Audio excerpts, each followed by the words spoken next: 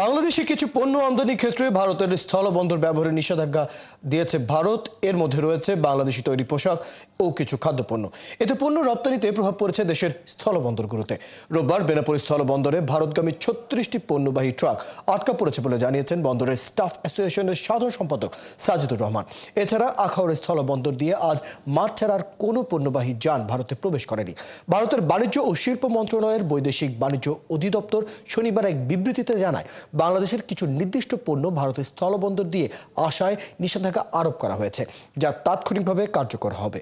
এতে আরও বলা হয়েছে, আসাম, মেঘালয়, ত্রিপুরা এবং মিজোরামের কোনো শুল্ক পয়েন্টের পাশাপাশি পশ্চিমবঙ্গের চ্যাংরাবান্ধা এবং ফুলবাড়ি শুল্ক পয়েন্ট দিয়ে ফলের স্বাদযুক্ত পানীয়, কার্বোনেটেড পানীয়, প্রক্রিয়াজাত খাবার, তুলার বজ্র, প্লাস্টিকের পণ্য এবং কাঠের আসবাবপত্র আমদানি করা যাবে না।